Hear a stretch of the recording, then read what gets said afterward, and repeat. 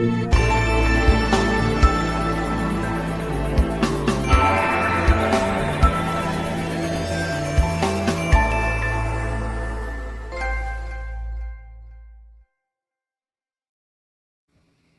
wait, no longer. Greatness has arrived. Welcome to the Trophy Room pre-show before the main show. I'm your host, Joseph, alongside me, the greatest co-host, whoever will be, Mr. Kyle Stevenson. How are you, sir?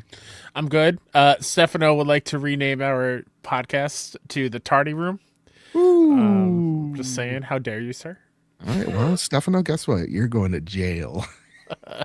Hey, everybody. Yeah, no Light today. She's on assignment. She'll be on assignment for the next 2 weeks. She's just very busy, so she can't make it tonight or next week, but it's fine. She's doing cool things. Let me tell you something. What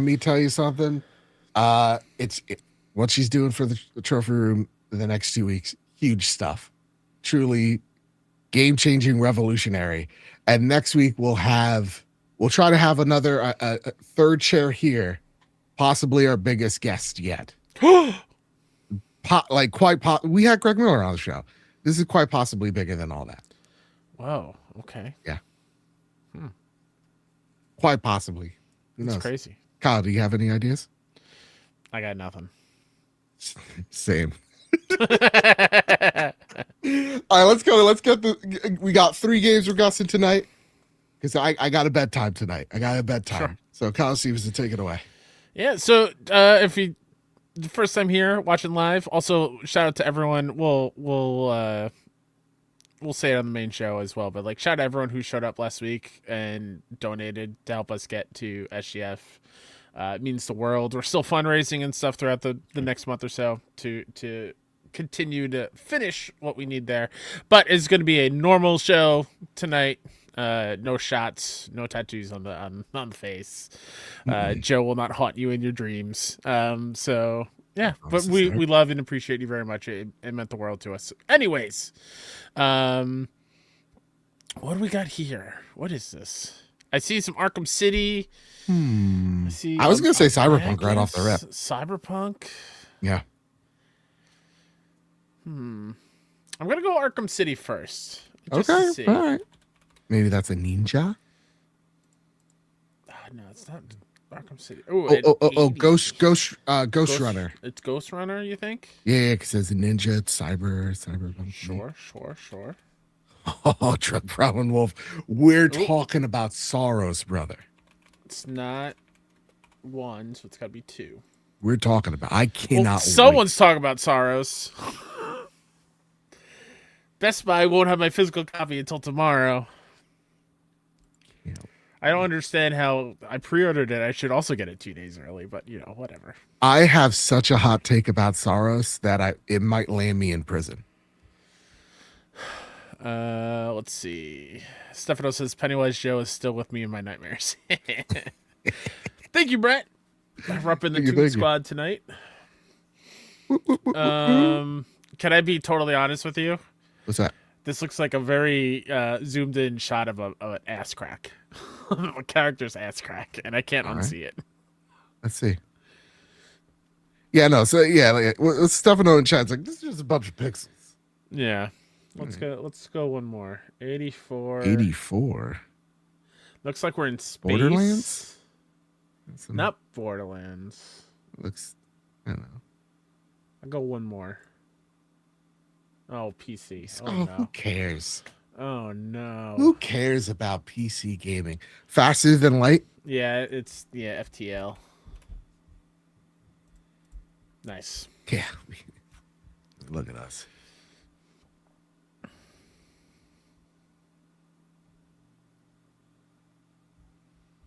All right, we'll do one more according to Joe. Just one.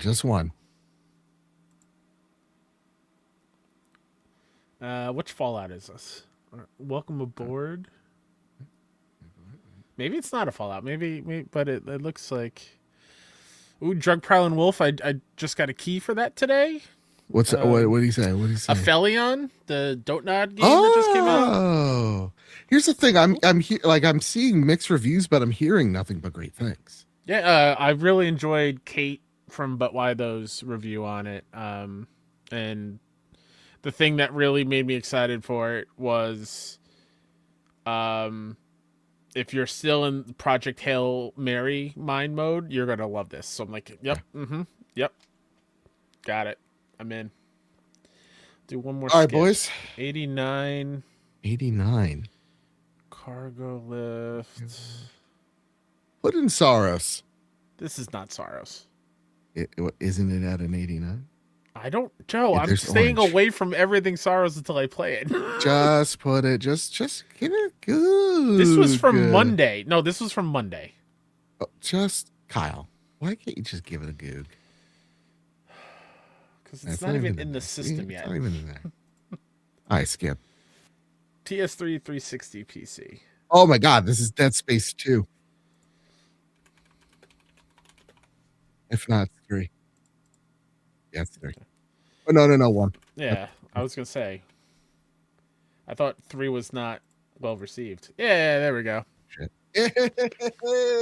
Nice. All right, everybody, listen, let's get right into it. Oh wait, Kyle, did you write up the pre-show stuff like this week we're talking about? Already did it. Okay. All right, then if you could write in our little private chat 640.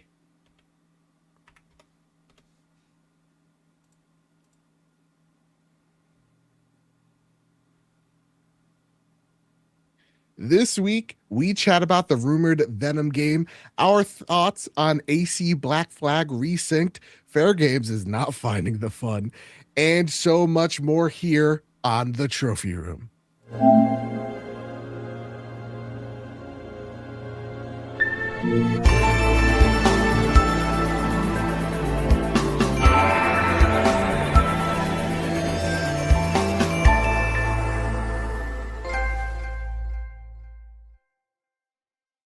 Oh, wait, no longer greatness has arrived. Welcome to episode 478 of The Trophy Room, a PlayStation podcast made by the players for the players. I'm your host, Joseph, aka Mr. Badbit, and it is here where we chat about the latest, the greatest in all things PlayStation each and every Wednesday night at 8 p.m. Eastern Standard on youtube.com/PS Trophy Room and on podcast services the very next day. If you like what you hear here, folks, please hit like, share, subscribe over there on YouTube. Maybe even hit that hype button. And if you're on Spotify, if you're on Apple Podcasts, please consider rating us a 5-star review over there. It really does help the show. Now, alongside me, the greatest co-host, whoever is and whoever will be, Mr. Kyle Stevenson. How are you, sir? I'm exhausted. But before we get into it, 2 things. Elephant in the room. Light is not here this week or next week. She's doing some really cool things, and she's very, very busy, so she won't be able to make it. So apologies. Light misses you very much, but she'll be back in a few weeks' time. But second thing, shout out to everyone who came by and supported us last week for our official fundraising show to get us to SGF. You guys absolutely crushed it. We love you very, very much. We still got a couple more goal things to go, and we still got some expenses that we could use help with to get us there. But we have an updated thermometer. Yes, we do have an updated thermometer. So, Joe, would you want to share it on the screen for everybody? Absolutely. So we are currently at $1,238. We are halfway on getting Kyle to dye his beard. For the SGF show, not for here. I will dye my beard for the trip. And then the next one is choose a tattoo. That's the ultimate goal. All right. And then we have stretch goals as well. I think 2,500 is someone else gets a tattoo, and then 3,000 is someone else gets a tattoo. So it's literally team matching tattoos. Is that what we're working for? Okay. I don't know about matching. No, they need to match. They need to match. I don't know. But for the folks at home, that means you have unlocked a spooky game stream of the 3 of us at some point in the near future. We've got me reading a very adult or racy book somewhere. A community stream that we're gonna do also at some point in the near future. As well as Joe is going to finally finish Edge Runners and give his review on it. Yep. And one of the big ones, Light and I, when Light is back, we're going to sit down and interview interviewed Joe's mom, Mama Badbit, on the show. A really fun and easy thing you guys can do to donate, whether it's through Patreon, here on youtube.com, it was a super chat, becoming a member, or the Ko-Fi link or coffee link. If you do $10, you will unlock or get a digital movie ticket to come hang out in the Discord to watch a video game movie in the future. So that's a Ooh. really cool one that I think y'all are going to want to be a part of. So Can it be the original Street Fighter movie? Because I've never seen it. that's fun. I have some ideas. I've Okay. got some ideas, but I want to keep that secret. So, and if you can't share or if you can't donate, totally fine. We completely understand, and we appreciate all the support you give us anyway. But sharing out that link and sharing it to folks and letting them know that we're trying to give you the best coverage of SGF that we possibly can, and we're very excited about it. So appreciate y'all very, very much. And also, I'd like to thank the folks that have donated after the fact, like Spider C11 hooking us up with a $150 donation. Thank you so much. My screen's messing up. Micah Novigrad or Michael Novigrad. Sorry, there's a dead pixel between between your letters. I don't know what it is. But Mr. Novigrad, thank you so much. And then also I want to thank our newest patron over at patreon.com/PS Trophy Room, which will shout out the rest of the patrons at the end of the show.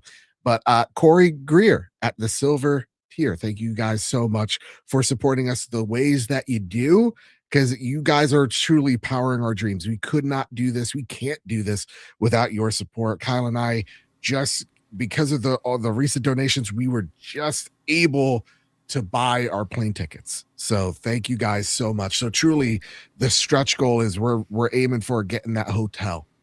So any and all help would be greatly appreciated. We love you all so much. And just because I forgot about it way too late in last week's episode, and I want to give it the proper highlight here. A really cool thing that we thought of is this PS5 Pro side plate. The highest donator by amount will get this signed by the three of us, and I will also bring this to SGF to see if there's some big names in the gaming community that will also sign it. So theoretically, we'll if we run into a Hideo Kojima or a Shuhei Yoshida, a Shuhei, or a Neil Druckmann, or somebody really, really cool that it'd be awesome to have their name on here. A bench star, maybe can we each take one of your plates, carry it with us, and then every time we run into someone, going, "Hey, could you just sign this right?" How many plates do you think I have? It's just the one.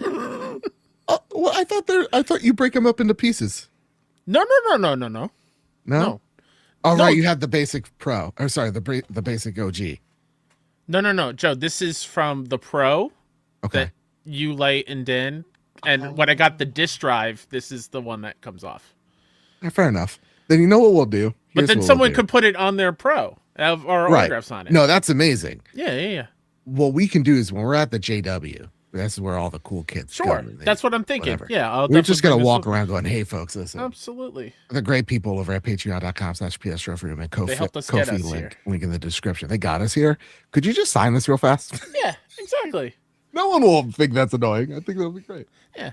But I do think for the three of us, what I would love to do is we each pick a color of the PlayStation rainbow, and that's what we sign in. So pink, green, blue, or red. Dibs on green. Okay. I wasn't going to fight about that. All right, gang. Listen, we got a lot of show to talk about. There's so many topics. There's a lot of breaking news. So that said, thank you everybody who's donating, who have donated, all that good stuff. And of course, if you're live in the super chats would be greatly appreciated. It really does help us out as well. That said, Kyle, let's just start squaring up the news right now. worst possible timing as a burp just came I know, flying up into you my. got some We're good. We're good. Hey, indigestion there, hey, brother. we're good, everybody. Thank God for the mute button. Yeah. This first one comes from Liam Croft over at Push Square, and Liam writes, "Uncertainty surrounds rumored Venom PS5 game. Conflicting reports on the status of the leaked Venom game from Insomniac have hit the internet overnight. Speaking on a podcast, Miles Morales voice actor Najee Jeter from the Marvel Spider-Man titles said a quote-unquote Venom game and a quote-unquote Venom DLC were in the works, but then insinuates they were canceled due to the passing of Venom voice actor Tony Todd. Jeter continued, quote, "They showed me how it was going to start. They showed me how everything was going to be. It was going to be a Venom video game," end quote. The twist in the story then came just over an hour later from Bloomberg scribe Jason Schreier, quote, "This isn't true," he rather simply said on the Reset Era forum. At the time of writing, there hasn't been any follow-up from Schreier, so it's unclear what he means. Is it untrue the game has been canceled and is still in development, or is the reason behind the cancellation untrue and something different? Word of a Venom spin-off PS5 game got out via the Insomniac hack in December 2023, which leaked other unrevealed projects. The last time there was any mention of the title came more recently in September 2025, when an outlet made claims it's still in development, but in the early stages. Kyle Stevenson, I'll throw this over to you. I'll ask the same question here that Liam Croft asks. Is Jason Schreier saying Najee is wrong based off of no, the game's still in development, or is he saying no, it was canceled, but not for reasons outside of the late Tony Todd? Probably that it's just not canceled. Yeah, I think it's probably in the works. I don't know if it's a full standalone game at this point. sure. Because I'm with Stefano in chat. I don't know how a Venom full game would work. If you played 2, because his story had a great fitting part of it, or conclusion to me at least. But I think it's just like they're worried about Wolverine right now. There's like the leaks definitely probably push things back, Sure. and probably threw a wrench in all their plans. So I don't know. It's fine. Okay. I don't think I think I'm also on the side of things like I would play a Venom game, but it's not something that I am like excited for. I'd much rather a Spider-Man 3 than just a Venom game. No, I'm actually way more in the park of I want a Venom game. You're not. And I think actually it makes perfect sense. First off, it's comic books. Nobody's ever truly dead.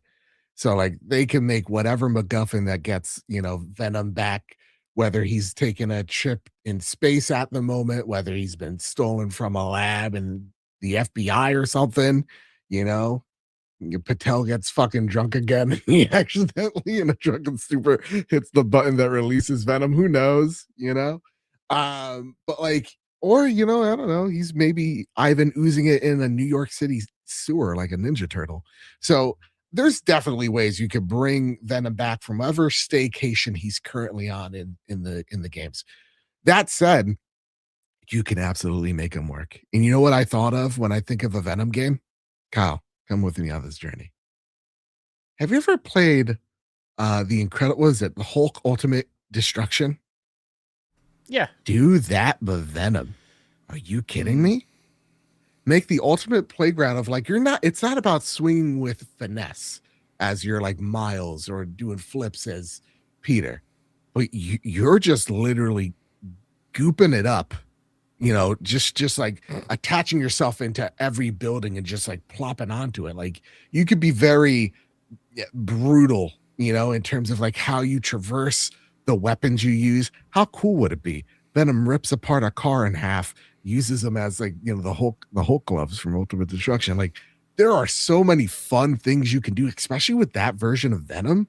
And like, especially what they did in the games. I think there is a version where this can work, where it's like, what if it's a Ultimate Destruction meets Dynasty Warriors, where you're having a whole bunch of enemies come at you and you're just like, I'm done. I'm going to eat you guys. You guys are a little snacky stuff. I'm just more into the idea of them potentially going into one of the other rumored things from that leak of an X-Men project. If they're going to continue the Marvel train, I'd much rather them go that way than going a side story in the Spider-Man Insomniac franchise. Because like the next Spider-Man game that I would want from Insomniac is, you know, Peter Miles. I maybe a Venom pop up here and there, but like I'd much rather it be 3 than a universe where we're not playing one of the Spideys. Or I mean, maybe 3 is all 3 of them as playable in some way, shape, or form.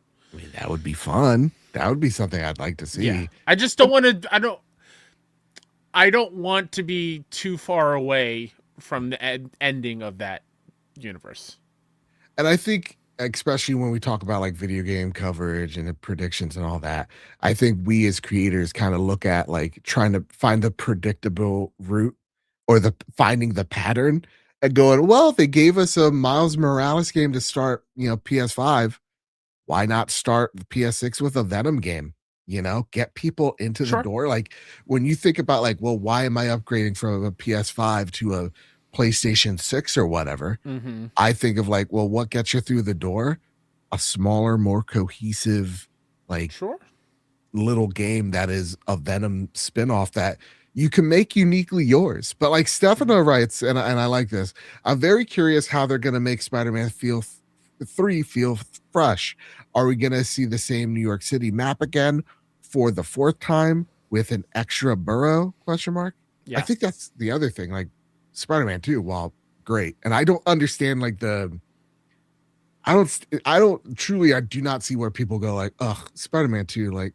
Yeah, I don't either. It's but I do think part of that is maybe was the, hey, we're in New York City again. This is practically the same map. I can see why people are fatigued by it because it is the same setting and whatnot. But yeah, I don't know what it is, what 3 would be, because to me a Spider-Man story has to be in New York City. Maybe Spidey goes to space, but that's like a last case scenario. Can you imagine him in 0G? Yeah, but like, yeah, there are more boroughs that they haven't put. I think in 2 they went to the very edge of Queens, and I was very excited to potentially see like City Field in there, because I think canonically Spider-Man is a Mets fan, so like I would love to see a City Field version in the game. But yeah, I think I trust Insomniac to maybe make it fresh. Maybe it's they do a thing where another one where I don't get the hate for it. Do an Arkham Knight thing where there's something even more disastrous in the city that is not just at the end of the game, but it's like an ever undergoing threat that's transforming the buildings and the city and whatnot, so it feels fresher, kind of like an Arkham Knight with the Scarecrow toxin. And like really changing it up big time.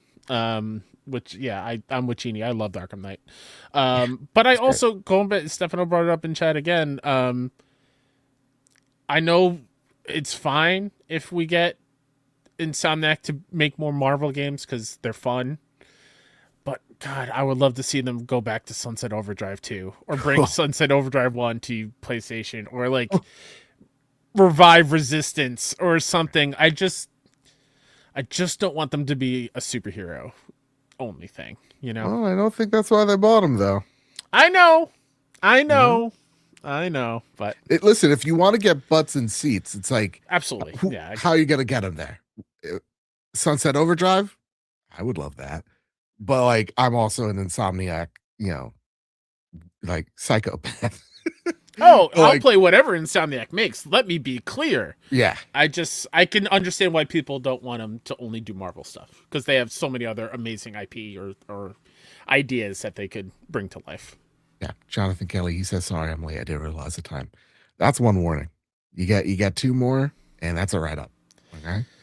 Okay. And I have the power to take away Joe's warning, so you're fine, Jonathan. Welcome in. How are you? I don't know about that. But yeah, no, I think there's a good chance we're going to see something out of Marvel Spider-Man base. Like I don't think the Venom game's dead. I think it puts a, with Tony Todd's passing, I think it does put like a question marks in like how do we go forward, because there is very much a storyline that they tease that was going to be DLC, but then they're like, maybe we can make this a little bigger. And so I think we're gonna see something. Venom. Well, that was rumored DLC, right? They never confirmed that that's what it was. But come on, man. Yeah, let's how cool would it be if we see Venom and who fight? Sure. Like, you don't want to see that? I want to see that. I would love Spider-Man Venom to fight a Batman. I would love that crossover. Okay. There would be carnage, Yeah, all right. no, I get it. Yeah, I think Jason Schreier is being a little coded with his messaging, but I think we're getting a Spider-Man spinoff for PS5. I just think they're just focused on getting Wolverine out the door at this point, which they should, because that's still this year. Now, Evan writes in, is Blade dead? This is from Arcane. Yes. You think Blade's dead? No, we'll find out in June. They'll be at the Xbox showcase. Yeah, they have to be, man. And I mean, it's Arcane Leon, right? Yeah, no. Yeah. Come on, they got this. Just keep the faith. Keep the faith. It's coming. Absolutely. But yeah. All right. That's it, Kyle. Hey, have you seen this? Have you heard about this? What are your takes on Assassin's Creed Black Flag Resync? Did you see the trailer? How are you feeling about it, etc., and so on? I did see the whole presentation. I kind of really want the Steelbook, but I'm not spending the $200 for the collector's edition to get it. I think it looks awesome. It does look like the conventional AC that we have now. But it wasn't until they showed, and again, I hopped in a few years ago to try to replay it because it's been a minute and I wanted to see what it was like.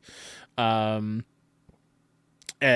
oh my God, looks so much better in terms of like the actual gameplay sections of it. Like there was a section where they were showing off like what sneaking was in the old games compared to how they're doing it now. I'm like, oh my God. I remember hating it back then, and I'm so glad they're showing that they're addressing it. Or just giving us the ability to crouch whenever we want to and stealth whenever we want to is cool. I like the addition of the new characters that are in there, and they each have their own stories and benefits for your ship. Beautiful this game looks. Yeah, it looks awesome. It looks like newer Assassin's Creed games, which is not a bad thing because they all look pretty great. Yeah. But yeah, I'm very, very excited for it. They did the thing and made me excited for it again, and it looks like it's going to be good. I am a little bit bummed that there's no talk about the Freedom Cry DLC. I would because I didn't play it back then, and I kind of really wanted to experience it in this new version of it all. But yeah, other than that, though, it's great. I have no other notes because this is kind of what I expected it to be. Yeah, and it's launching at $59.99, so not full price. It makes a little bit, $59.99 was the full price a few years ago. You're right. But like, listen, I mean, it looks great. I think everything you touched on, I'll expand on. Like, the fact that like you don't really have to follow these guys anymore. You can literally just go, you want to kill this guy broad daylight? Okay. And then like take his information. Like, that's awesome. I think they did a lot of great quality of life things to it. And, I want to see how they've evolved the ship combat as well. That's something I loved in Black Flag. So like seeing everything here, it's everything that I wanted from a remake. And they went, I think, even a great job of like just going over and beyond of like, look at how better Resynced looks. Yeah. Or compared to the original. I saw some people, they go, well, what about the artistic intent? I go, I don't think that's the artistic intent. I think that was just the limitations of the hardware that Absolutely. they were on. Yeah. But yeah, I mean, even more fleshed out, like underwater sections, awesome. And when it comes to the combat, it seems like they're giving you a little bit of both worlds of like, yeah, it's not the button mashy combat from the original game, but it's also not just the modern action game from what we've seen from like Shadows or whatever have you. So it seems like they're really going out of the way to refine things, quality of life things as well. And yeah, I really like what was shown here. So I too am a day one, but you're not catching me with that $200 steelbook. Ain't no way. No, but apparently, Dwayne in chat saying that apparently at GameStop you can also get it as like an in-person pre-order. So I may have to make the 40-minute drive to my local GameStop in order to get that. Fair enough. Fair enough. All right, Kyle. What about the next news story on the list? I'm sorry. Did we say when it is? It's June, right? It is. That's a great question. Let me just take a look at the end of this video. That's July 9th. July 9th. Okay. Yeah. So yeah, not that. Also, kind of the perfect middle of the summer game. 100%. Oh my God, they added new shanties. Let's just go for it. Let's get. Absolutely. We're going back to the Caribbean, y'all. Absolutely. We're gonna stream it live. Speaking about live, Dan Morris over at Game Rant writes, new PlayStation Live service game is reportedly struggling to quote-unquote find the fun. Oh boy. Upcoming PlayStation extraction shooter Fair Games is reportedly struggling to find the fun during its development. An ongoing playtest has indicated that the PlayStation Live service title could still be in trouble after similar reports emerged over the last year. Haven Studios announced Fair Games in 2023 for PlayStation 5 and PC. It is the first title from the Montreal-based studio touted as a heist extraction shooter in which players must work as a team to collect more loot than their enemies. Since its announcement, Fair Games' development has been anything but smooth. In September 2025, Fair Games lost its creative director, Daniel Drapeau? Daniel, I'm sorry, I butchered your last name. Daniel D., who moved on to Warner Brothers Games Montreal.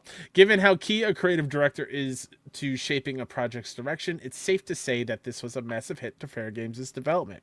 A recent report by Insider Gaming claims that the latest round of playtesting for Fair Games is not going well, and the game is allegedly struggling to quote-unquote find the fun. The report says that an extraction-based game mode named Cargo Heist is being tested, with comparisons made to both The Division and Call of Duty in its movement and graphics. It also reveals that the game's playtest Discord server is filled with tons of negative feedback from players who are criticizing, quote, game-defining features like movement, NPCs, the class system, and more, end quote. It's claimed that gamers are trying out Fair Games but only manage to play a few games before stopping, with bored teammates quitting becoming an increasing problem. Reports of similarly poorly received Fair Games playtests began to emerge almost a year ago, and it seems the game still has a very long way to go before it's ready to compete in the increasingly crowded live service and extraction shooter spaces. I'm putting up the trailer here just to remember what this game looks like. And it's just a CG thing. It's like there's no real hints. And remember, they dropped the money familiar? sign. Sound familiar, everybody? Concord? Hint, hint, wink, wink. This does not look good. That said, also just to put here, when you take a look at the like to dislike ratio that I have up, 4,000 people liked it, 4.5.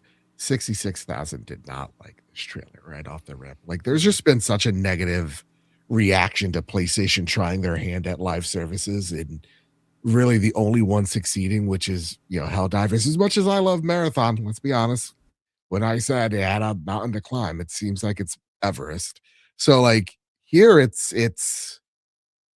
not looking good. I mean, all the co-owners have left, the creative directors left, haven't been able to find the fun in over a year and a half. So like the only question is, when does Herman Hulst cancel another PlayStation studio that's not Haven? Because he loves to buy things and then cancel them 5 years later. What? Yeah, how old's Haven Studio? I think that's the answer, right? Is whenever their 5th birthday is. I don't know. Maybe. Yeah, I don't know, man. This is tough. It makes me sad, obviously, for the people who are working very, very hard on this one. Sure. But I think I mentioned it the last time we chatted about the live service PlayStation stuff. Mhm. I have a new answer for it if there was any moment in time that you would go back to and maybe rewrite it from like a non-serious point of view. There are Sure. plenty other things I would go and stop. I would go back in time and stop Jim Ryan of like, hey, listen, live service ain't gonna work, buddy. Let's Yeah. maybe one every once in a while. But But- like whoa. Let's calm down. Whoa. Let's calm down a little bit. It's just Yeah. it's wild to me that we saw that 3 years ago now at this point. It was what did I read? 2023? Yeah. 2023. And that's the only thing we've seen since is that CGI trailer. Yeah, it's not great. No. I do think we see the end of the live service run from PlayStation. I just don't think it's worked out. I think even like Shuhei said it, we covered it a little bit last week during the show, but it's like Shuhei said, listen, I got fired because I wasn't listening to Jim. Mm-hmm. That's why I got demoted, because pretty much it was him, the nice way of saying like I didn't want to do his plan, so I wasn't listening. And and then you like, there's so many like issues that I have with this where it's like, you keep this game around, you cancel The Last of Us Online, and every time like I've heard this over and over again, I repeat it as well. It's like every time I see Arc Raiders, I'm like, that could have been The Last of Us Online, god damn it. So it's just like they don't know which way's up when it comes to making live service games. I'll do you one better. Yeah. Keeping this around and getting rid of Blue Point. Right. Like why? I think as PlayStation fans, every day of the week we were taking Blue Point in that trade if one had to go. Yeah. 100 every day of the fucking week. Yeah. Over the past 5 studios they closed down, give us Blue Point. Mm-hmm. Why do we have that? Why? Because what? They're investing in AI in this game? Who gives a shit? Who cares? I don't know. I just it's stupid. I don't know. Someone has to have some type of blackmail on Herman Hulst as to why that game is still happening and still greenlit. And as a PlayStation fan, I'm kind of like, I'm just sick of it. It's like, give me the single player games we love. Stop with this. Like, just enough. Enough is enough. Mm-hmm. I'm done. Mm-hmm. Just let's get back on track here. Have Bungie make Destiny 3 and then just be done with it. I don't know.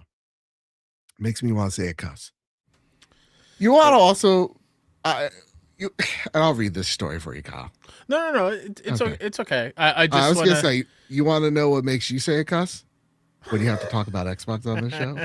No, it's not that I don't like talking about Xbox. I just don't like when it's the leading thing that we talk about every single Well, week. it's not this week. Nisa, I appreciate you in chat just waving the flag of invest in indies, because that is 1,000,000% is what I want them to do instead of all this, live service stuff or supporting these kind of initiatives that I feel is so far stuck in the past. Like, I would love to have, 4 more Kena sequels from other indies on PlayStation and get that kind of support rather than another live service game that isn't going so well right now. Yeah, no, 100%. And I think even then it's like, I don't know, man. Think about XDev. You're right. Like, why not get like a smaller studio to make a Sly Cooper game or a Jack and Daxter game? Like, these are good ideas, man. It doesn't have to just be circling the well of God of War. Like, make something cool and interesting again, brother.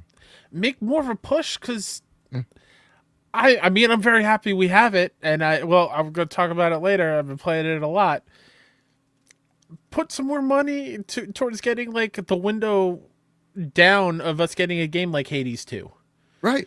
So we're not waiting a year and a half for these bigger indies to come to the platform finally. Like, it's you guys used to be a champion of the weird small game. 1,000,000%. So like, let's get back to that. Like, when people go like, oh, the PlayStation doesn't make weird innovative games again, I'm like, they did with the PS3 era, and they lost a shit ton of money doing that. Like, people don't understand the bloodbath that also was the PS3 gen when they were closing down studios left and right because, they thought MAG or Starhawk were going to be the things that brought them back, right? Yeah. And it just wasn't. So I think they got to go back to like the beginning of the PS4 gen. And That I felt think fresh. And I think they new. will. I think it'll just be a PS6 because it seems like it's a cyclical thing. 100%. Every generation, they kind of Xbox and PlayStation kind of flip flop a little bit, and I think in PS6 we'll see a PlayStation that is willing to support more indies again. Yeah. At least I hope. Fingers crossed. Probably not, but listen. Yeah, we need it. Yeah. All right, let's talk about it. Let's do it. Okay, everybody and their mother's talking about this one. Snip, snap, snip. They keep going back and forth, and I'm Nick Hadden it. Eddie McCooch over at GameSpot writes, are Xbox exclusives coming back? Here's what Xbox CEO Asha Sharma had to say. Xbox CEO Asha Sharma has further discussed her thought process as it relates to exclusive games, saying in a new interview that she plans to be thoughtful in whatever decision she comes to. Speaking to GameFile, Sharma said she wants to make, quote, the right decision, not the fastest decision, end quote, because such a decision has major ramifications.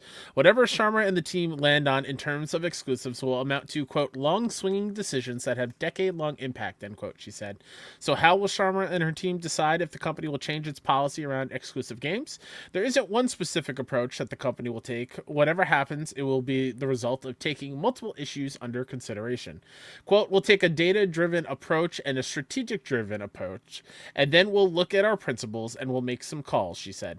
There is no specific time frame for when Microsoft may adjust its policies, she said, only stating that it will be a thoughtful decision. Ooh wee. I hear a lot of positive praise. Hey man, they need to bring these games back. You know? Sure. They got to bring them back they don't sell as well, is what I'm hearing. Okay. They got to bring them back, Kyle Stevenson. What do you think? I'm pretty sure a lot of the Xbox games, when they launch on PlayStation, are top of the charts on PlayStation. Well, that's the thing. It's like you truly can't have. Here's what. Okay, all right, Xbox fans, we're going. I'm sorry. This is a PlayStation show. This is what I'm tired of. Every time we see Starfield or whatever, yeah, or we get the post.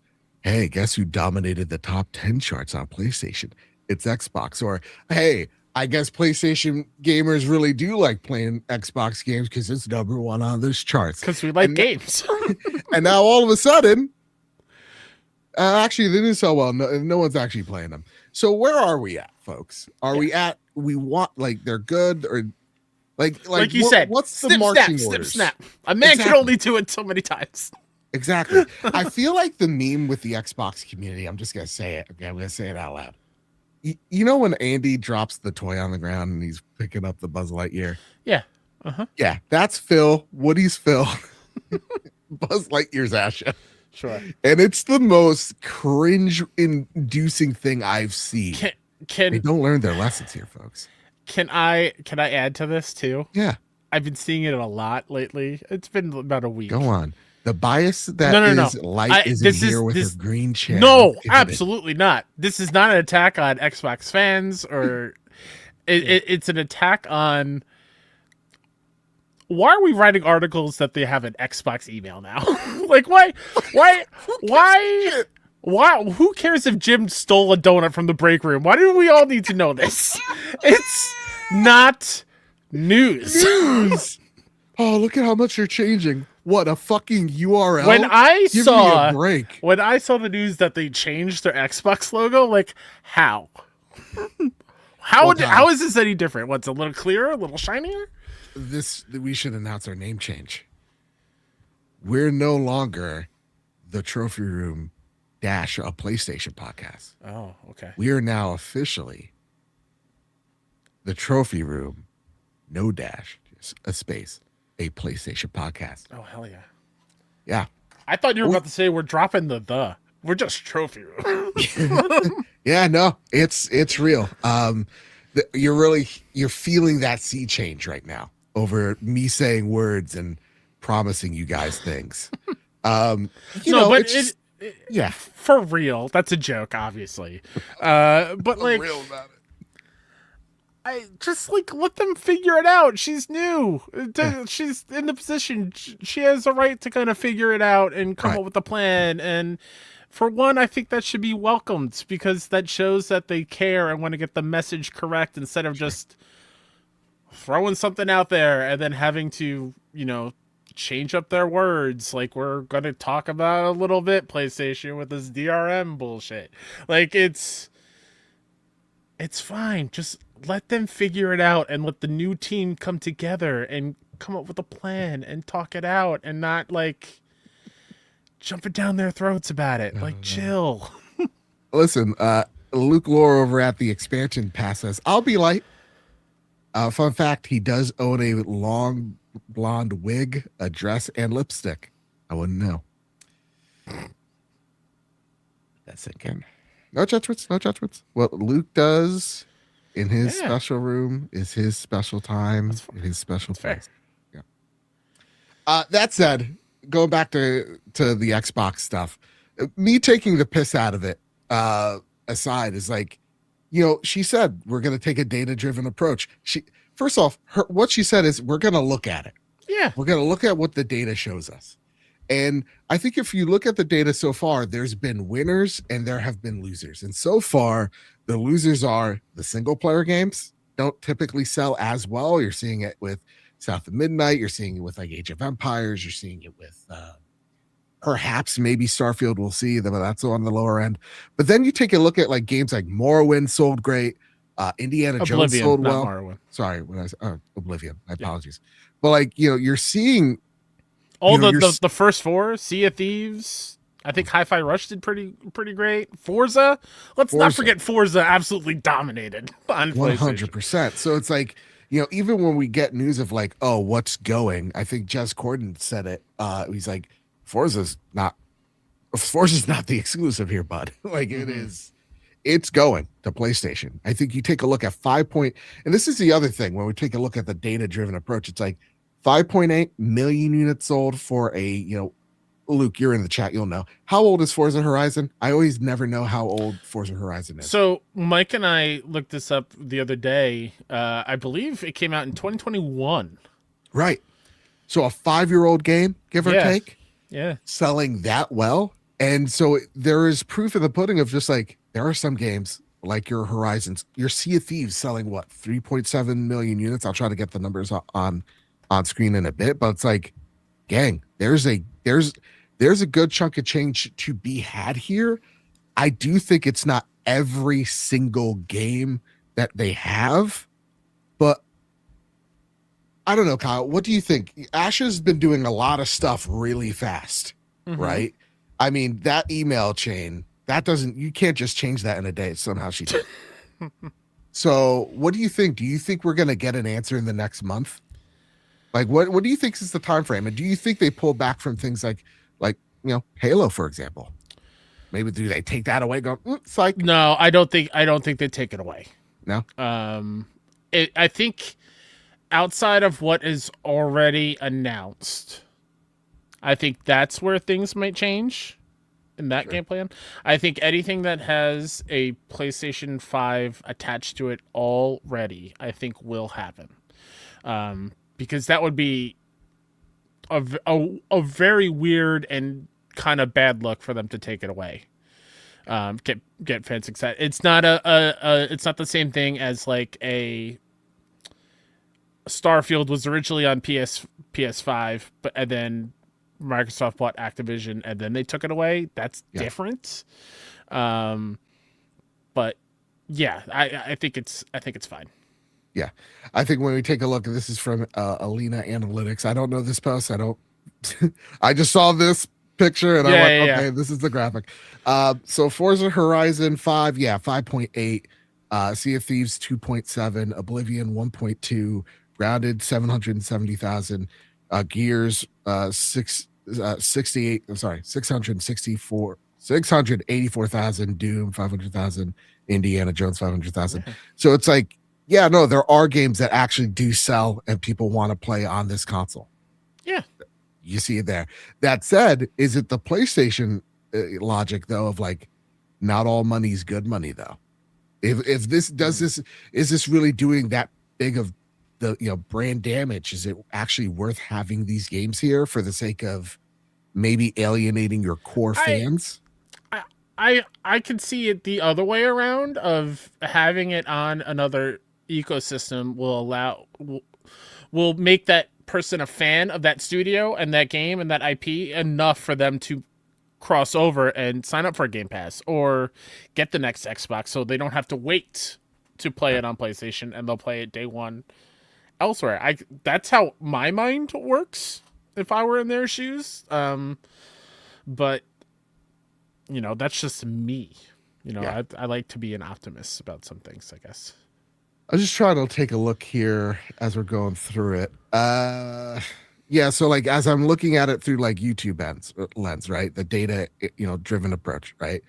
You have the Halo Campaign Evolved Silent Cartographer trailer on on the PlayStation YouTube channel 6 months ago, 1 million views, right? Yeah. As opposed to Xbox's reveal of it, Campaign Evolved Silent Cartographer gameplay, 351,000. So you can see where there's legitimate interest.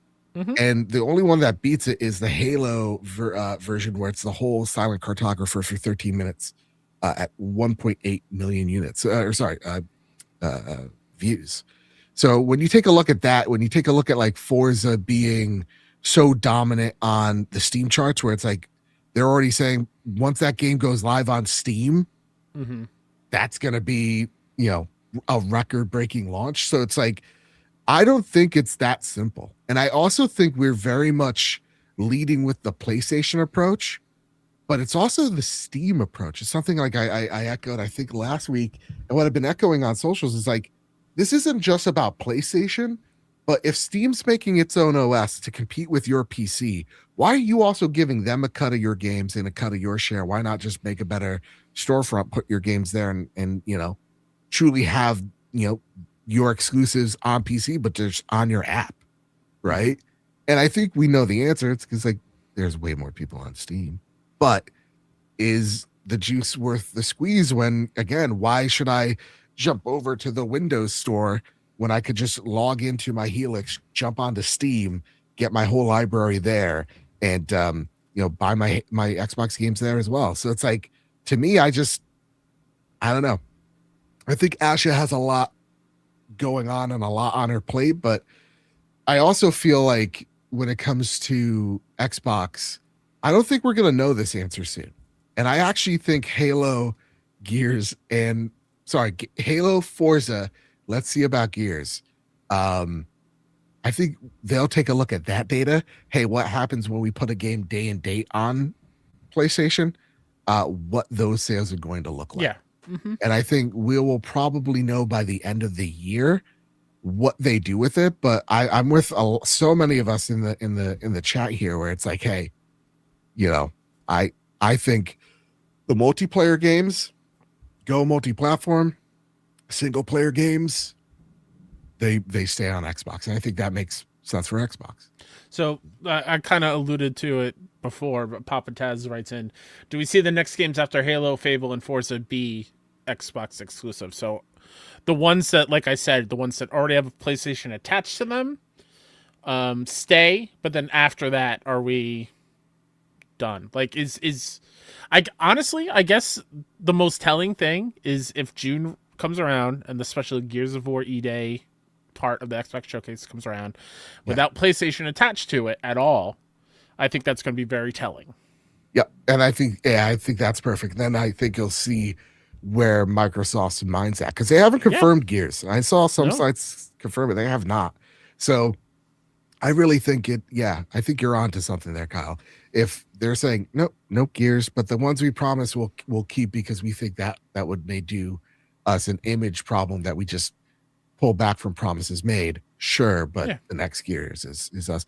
I just think Xbox's problem is kind of the inverse of PlayStation. They have all these games as service games that do well, or big multiplayer games that need the audience. And so like, if we're saying, oh, just the multiplayer games, it's like, well, that's Gears, Forza, Halo, and that's your three biggest. So what do you mean? Right? Like, then what who gives a shit about like Elder Scrolls 6 or whatever if it's about, if you already gave them all the three things that are the most defining IP of Microsoft or of Xbox. So I don't know. You could change the name of Xbox or Microsoft Gaming. It's still the same thing. I don't think the mission statement's all that defined. I think it's a lot of the same verbiage. You can't have we're going back to our core and then it's about daily active users. It's like that. That's double speak. So I don't know. Truly, I don't know their vision all too well. I hope the best, and whatever they do, I hope they succeed at it. But yeah, that's it. I think multiplayer games stay. I think single player games. Yeah, sorry. Multiplayer games go. Single player games stay. So I mean, like, back to back, Timper and Luke in chat. Does that mean they're pulling Halo back? Because that is not multiplayer.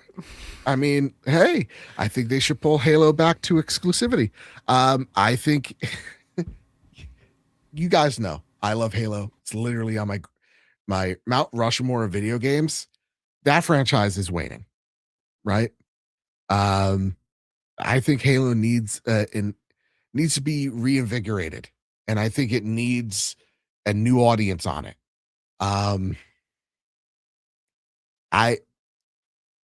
I think that, I mean, man, how fast did Infinite die?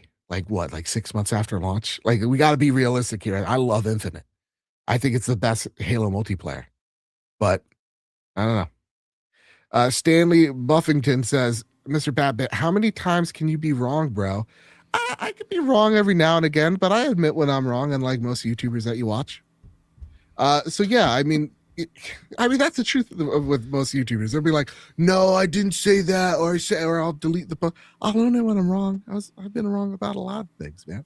All right, okay. But yeah, it's the way I see it, I don't know. We'll see. Like I mean, is Stanley here saying you're double speaking, bro? Okay, Stanley, how am I double speaking? Borosov Stalin, you tell me how I'm double speaking when I say I don't know what they do. I think multiplayer games stay multi-plat and single player games stay Xbox exclusive, but I also have eyes and I can see that, like, Halo Infinite isn't. Are we still talking about Halo Infinite with like the rose tinted glasses? Is Halo Infinite still there? No. Where's Gears 5? Right? Like, we just took a look at the sales of, Gears of War Reloaded, and they didn't crack 1 million, So, when I see something like a Forza Horizon 5 selling 5.8 million units, I'll take a look at that as Asha, a data-driven person, going, okay, Forza stays, Sea of Thieves stays, Oblivion, Elder Scrolls stays, but the rest of it, no, I could take it or leave it.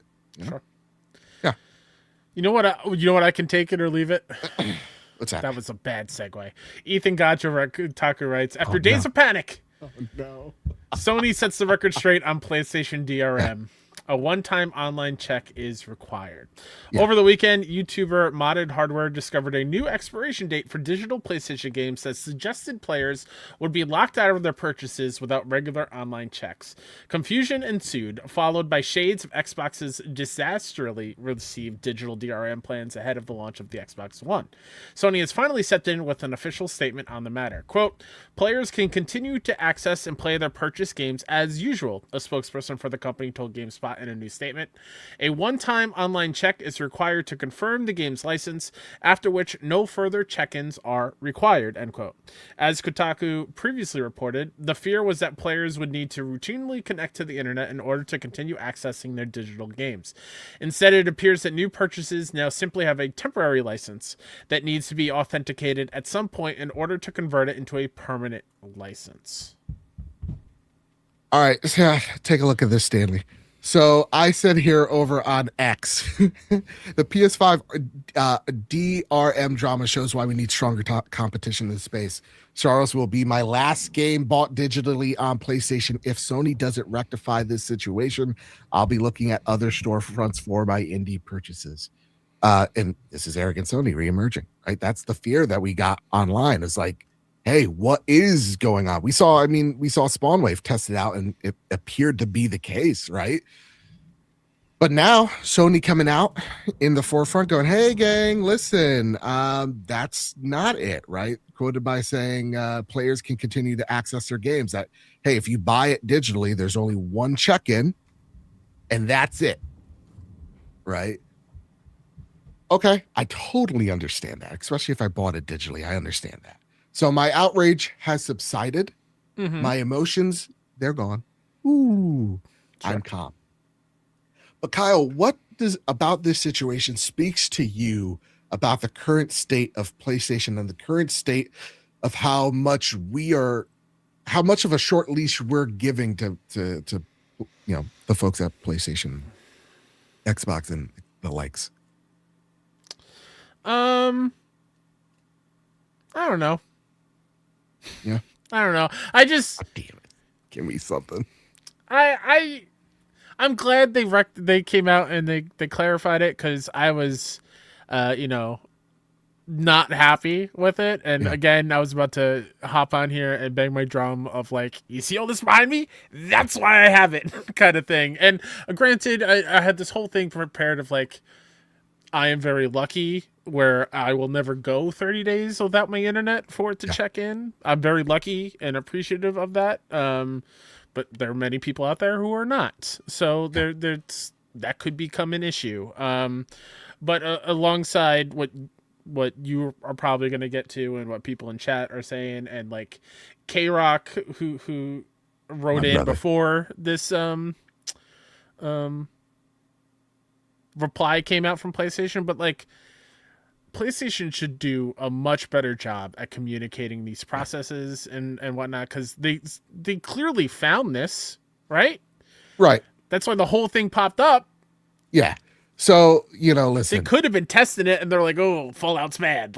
Yeah. Nope. I That's think Stanley's right. That's because you didn't do your own research. I did actually. And so I went to my PlayStation 5. This is why I was like perplexed of the whole situation. I went to my PlayStation 5. I checked my licenses. I didn't see anything. So I was like, huh, that's interesting. Okay. What the hell's going on here? Right. I didn't see any of like the DRM of like this, that, or the other thing. So I was just like, I was truly perplexed of like, what is going on? Because like, yeah, if this is actually happening, this is a huge affront to why we play games, right? This is an attack on the ownership of games. And so to me, it's about calling the company out before the damage is done so that you make your line in the sand, or else you're like people like Stanley that like will take it lying down and smiling because you don't want to actually own your games, right? Because how many times did we go, oh, it's just horse armor, and then now you see, the cavalcade of like, well, pre-order early and get this bonus skin, right? How many times did we say, it's just one game, it's Fortnite, it's season pass, I think this might actually be better, and then it's like every single game needs a season pass. It destroys the progression of the game, all that stuff. Like, the boulder keeps rolling. So it's just, to me, I just take a look at this situation, actually happy that so many fans actually stood their ground going, hey, I don't know what's happening. I'm not giving you though the benefit of the doubt and just taking it at your word. Because I see this and I see people actually going out there and trying it and doing whatever they can to test it. I go, good on you. Like, this is a consumer base that is very much wanting to know their rights and where things stand for them. And I just think that's awesome, man. So I take a look at like this of them going, hey, no, Sony, I'm not just taking you at your not words. We're gonna test this out, and we're gonna listen. We're gonna cry foul, and we'd rather be wrong about it than we be proven right. Right. So Yeah. as much as like now the outcry is over, I think it also speaks to the fact of PlayStation. You got to be faster at this, man. You let a whole lot of other bigger sites run with this ball for almost a week of like, hey, what's going on with the DRM? So yeah, I think that there's got to be some quickness on the field here. But also, I do want to shout out again. Cloudside wrote in, as you can too. Join our Discord to get your questions in. It was a lot about how not a big fan of this move. Yeah. anti-consumer, but this was before the reply from PlayStation. But I do want to highlight what Cloudside said at the end. They write, Kyle was right all this time too. Collecting physical was the smart move. I chose digital like a lot of people, but that may have been a mistake. And you are correct, sir. That was a mistake. Come on over to physical. Come on. Granted, I know physical is also still a whole can of worms because a lot of discs now are just used as that kind of check-in thing, as a key to unlock everything. You still have to download I mean, the game. Assassin's Creed Resynced, right? So it's still not the best, and I still don't like it. I'd much prefer the game to be on the disc itself, but this is kind of why. So I do feel kind of a sense of an ownership over the games that I have. Ooh. What do you mean, boo? How dare I want to actually own the things that I have? Boo. I'm over it. Mikkel Novigrad, thank you so much again. Donator to getting us to SGF. They write in, there is a non-zero chance the world is headed towards an apocalyptic scenario. I, for one, would still like to play my games when I get home from savaging. That's what I'm talking about. I think DRM is so dumb. I don't like it. No, it is stupid. Because then, like, listen, I also saw a lot of people talk out of their ass of like, well, if this is happening, I'm going to Steam. I'm like, well, brothers, first off, they have the same DRM policy that was rumored that PlayStation would have. And also, have you seen how many times, the Nouveau DRM breaks your PC games? Like, let's relax, you know? Jonathan Keller writes, yeah, it's so difficult to blow into the cartridge of digital purchases. Yeah. Exactly. Hey man, you can be like Nintendo. You put the digital thing on the cartridge, it's there. It's yours. But also I'm with you, outside of the whole DRM stuff, which hopefully is not a thing we have to worry about anytime soon. But I'm with you. PlayStation needs to get their act together and nip it all in the bud as soon as possible. It took way too long for them to respond to this. Yeah. As someone who works in PR, way too long. Way too long. Listen, you can't let other people control the narrative if it is false. You can't do that. Right. Because a part of me, I can understand if it's I don't know, over the weekend thing. But sure. It's like, dude, brother, we were on a Wednesday night. Sure. Yeah. Come on now. My word. All right, Kyle, enough about this. The panic's over. Everything's okay. But I do want to shout out, because there was a lot of fans while I was playing Marathon, right? I was of course I'm playing it with the roomies, and I love that. Mm-hmm. And one roomie was just like, hey, listen, if they do this, is that what you call our community members, roomies? Yeah, I didn't know that. Light started it. I must have missed that. Yeah. I like that a lot. No, I know, right? Isn't great? That's why she's such a great addition. But yeah, and they're like, listen, if this is happening, I'm done. You're not going to catch me buying anything digital. I like that. Keep up that stuff of here's the line I draw in the sand, man. Because or else you're just going to let these, again, you're going to be like Stanley. You're going to take it, you're going to lay down, get the Vaseline going, hey, listen, Nishino, however much you want, Papa, I can take it, Hey, why don't we get to the next thing, the exciting thing? Let me get you out of this funk a little bit, okay? Let's talk about something. I just want to troll the troll. Come on. He's already dead. Let's go. All right, fair enough. You're going to have fun poking his body. All right. Hey, Kyle, have you seen this? Have you heard about this? I did. The Blood of the Dawnwalker Road to Launch event game comes out September 3rd, made by Rebel Wolves. Previous CD Projekt devs. This is some of the core team that worked on The Witcher 3 and making this game. And you can very much tell. Yeah. Yeah. I don't mean that in a slight at all. I just you can tell that they have had a hand in Witcher 3 from my not playing it fully through, but playing enough of it to see the vibes of the UI, the world, the tone, the action, the combat. It is very Witcher-fied, which is not a bad thing at all. Not a bad thing at all. So, I caught some of this. Mm-hmm. Admittedly, not all of it. I don't also want to watch all this 40-minute thing. I want to be surprised for it. So, from what I've seen, I'm like, yeah, this looks like a Vampire Witcher. Yeah. And with an improved combat along with it. I love the idea of like the day and night actually progress.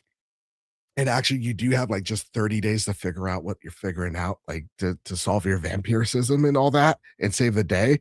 I really love that idea. So I'm day one on this, man. I just went on Amazon.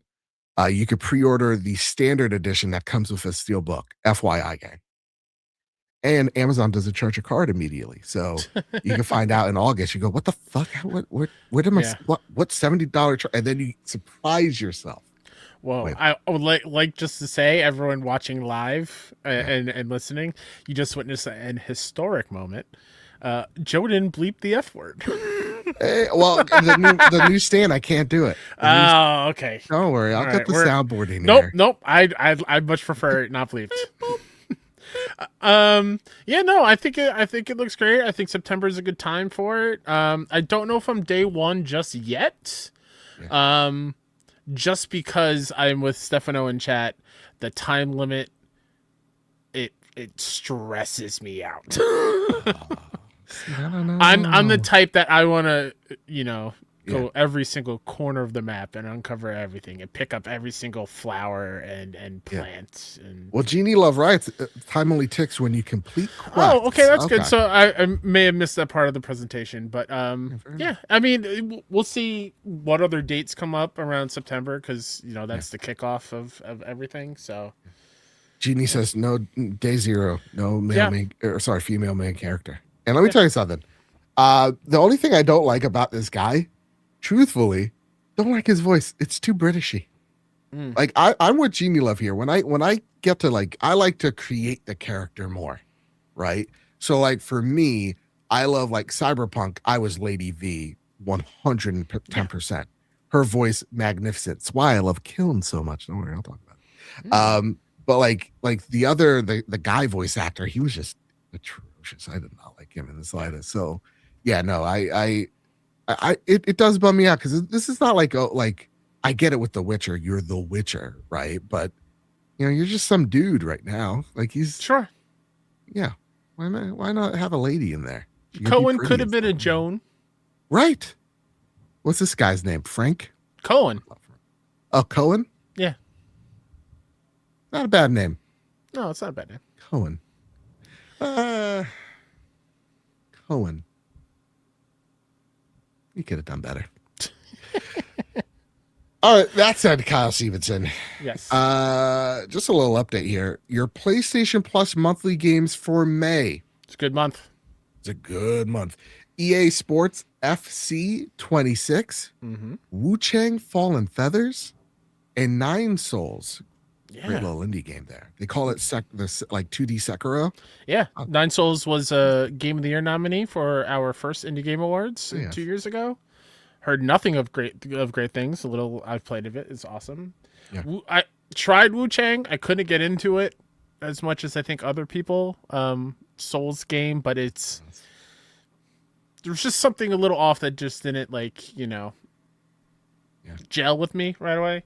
And honestly, I like a good soccer game. So oh yeah, I like playing them. Yeah, they're cool. I don't know what the career mode is because that's what I play. Yeah. Well, I mean, Ted Lasso season 4 coming out August 2nd. Sure. Let's go. That said, G Love says Lenzi got shut down though. Rip Wu Chang. Yeah, the Wu Chang devs closed down the studio and they gave the IP to 505. So Godspeed to y'all. All right, gang. That said, that's enough of the news. But that's like how Steven said, we did goof a little bit. So let's change it up just this week. We goofed. We don't have a PlayStation Greatest Hits. That's fine. I think because Light's not here. Yeah. We can't really do a 2-person Greatest Hits. So. We really can't. So instead, Kyle Stevenson, I've been playing a lot of Saros. Have you heard about this game? Must be nice. Brother, I have to wait for my physical copy to be ready to be picked up tomorrow morning. Well, I have thoughts. We're both Returnal fans, Housemarque fans. Yeah, it was my game of the year that year. Our game of the year. It was the Trophy Room's game of the year in 2021. And it was Housemarque's big outing as, hey, this is our first like AAA game, Yeah. right? This is Sony's taking a big shot on us, and like this is the Super Stardust crew going out there making the first AAA game, finds its cult audience, and now coming out with Saros starring Raul Kohli, Mm-hmm. and yeah. Any questions you got for me about this game? I have purposefully not read reviews. I haven't seen any more than 5-second clips at a time scrolling through social media because I am so excited and I want to go in as fresh as possible. But my main question that I have for you that I think that our community will know if they've played Returnal or looked at Returnal and thought it's not my kind of thing, how do they rectify those people that are like, oh, Returnal seems out of my comfort zone? Yeah. And what did they improve on for the diehard fans of Returnal? Great question. So, I am happy to announce the folks that were scared off from Returnal or thought Returnal was too hard or even just too bare bones, right? Like there was a lot of quality of life stuff that came later down the line, like being able to suspend a run. Returnal does a whole lot of does a whole lot of work on improving the ideas from Returnal. Um, I do think they look at Saros as this is now the true foundation of what our games are going to be like from here on out, right? And so when they go, oh, this is not so much a sequel for Returnal because it's doing so much more. I think this is that's apt because Saros does a lot to improve on what so many people had problems with the original game. And I find myself, Kyle, at this weird inverse of like Hades 1, if that came out the same year, like for realsies, that probably would have been my game of the year in 2021, right? Um, but I loved Returnal for getting me into this genre.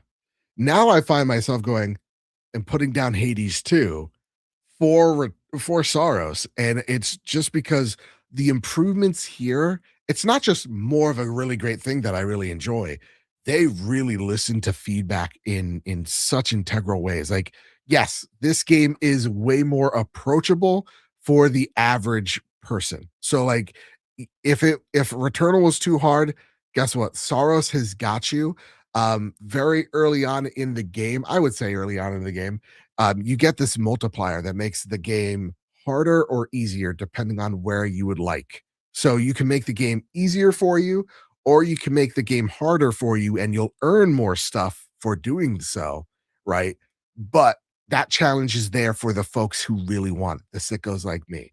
And if you just want to experience this game and experience the story, or you want a challenge, just not that type of challenge, you could put modifiers in the game, into the level to help you or hurt you and kind of make the game you want to play. So it's modular. Instead of just having a very easy hard mode, type of situation, you're really getting to play with the attributes of the level itself, to kind of help you along or hurt you along the way.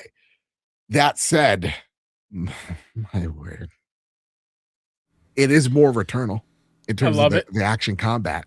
Cool. Like it is that Returnal DNA is there, but with Arjun, I think his name is, he's much slower, I would say, than Celine. Okay. Celine was very nimble and fast, and she was all about dodging. This one's all about, hey, we have good colors and bad colors. Blue is blue orbs coming at you. You get to absorb in your shield, and by absorbing them into your shield, you actually get energy to create your ultimate weapon. They call it, which in the beginning is a big shot, and it's the thing that I like. It makes your fist a rocket launcher. You just blow things up. I'm a simple man, and then you have, hey, you could you could run into yellow orbs with the shield, and you won't be able to absorb that much, but you could shoot the corruption off of you by doing more ultimate attacks. Yeah, Genie in chat is saying exactly what I'm thinking. It's Doom the Dark Ages, kind of. That's the perfect analogy here. Then you have the red orbs that you have to avoid no matter what. Gotcha. And here's the thing, here's my hot take. Housemarque is the id software of PlayStation first party, because the vibe of Saros is the vibe I get from something like a Doom, where it's not so much a boomer shooter, but it's very much a bullet hell. And I get that same feeling of, okay, I've entered this, not so much room, but I've entered this arena. There are these, like, certain enemies around me. I have to carve through them. I have to do the ballet of bullets, but I also can just charge right into them and be the thing that they fear and kind of take the battle to them rather than dipping and dodging out of it. It's about trying to make your build the tank, which, like, one of them, you have like a shotgun that you get, and just like in Returnal, you get alt fire weapons. If you pull the trigger down halfway, you can shoot it horizontally or you can shoot it vertically. I love getting right in their face, shooting them with the shotgun, dazing them, and just being the bulldozer and punching them with my melee. Like, there is so much here to mix and match as you run, that it just feels so intense. The vibes of which I get from a modern day Doom. Okay. I absolutely adore the combat in this game, and as I get familiar with it, once it truly clicks, and I feel like I'm back in to the world of Returnal, but again, Saros, different game. I can't wait to jump back in for another run. And that's the other beauty of it, Kyle, is like, let's just say I unlock level 2, right? With Returnal, I would have to start at level 1 and then work my way to 2 again. With this one, you can literally set the level where you want it, and the game kind of follows you there, and it doesn't really truly feel like it's punishing you for doing that. I think it rewards you, though, by giving you more points, more, they call it Luminites, the currency that you pick up by trying to clear a run. And if you get to a certain checkpoint, you could go, okay, that's where, as far as I want to go, I'm going to stop. I'm going to, collect all my Luminites. I'm just going to dip at this checkpoint and then spend the Luminites, build myself up, get myself stronger so I could take the boss on at level 2 or, chapter 2. So it works very. Can I still play it like Returnal, though, if I want to? 110%. Beautiful. Because I personally love that from like a roguelike of, I gotta go from the beginning and make the better decisions and see it all the way through instead of the checkpoints are great. But that makes me happy that I can still do that the way Returnal was, because I enjoyed that loop so much. And outside of the stupid trophy trying to find the glyph spotting. That is so far, Kyle, very much improved on. There's still collectibles. God. But the levels aren't so RNG heavy where I love to hear it. Yeah, like the levels are much better put together than they were in Returnal. If anyone is new listening to us and did not hear when Joe and I were talking about Returnal when it came out and our journey to platinuming it, I think my hour count is like in the 75-80 range. I think 40 of that was trying to get one glyph to spawn. 100%.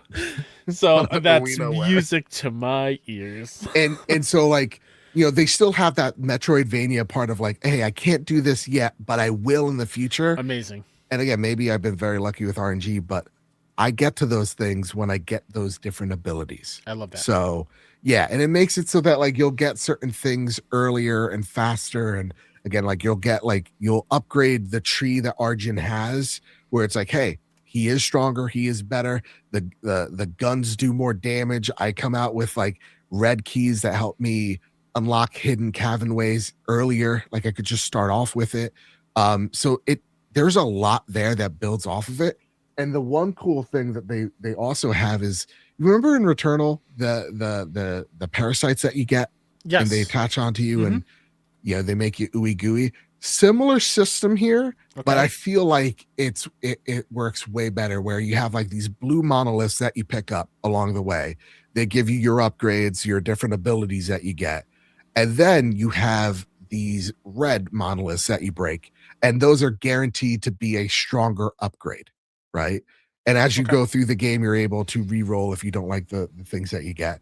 And then you pick up these keys along the way that have it where there's locked monoliths. So it's you're taking a chance on a roll for a unique item that you could pick up that's also stronger than your basic blue monoliths that you can crack for free.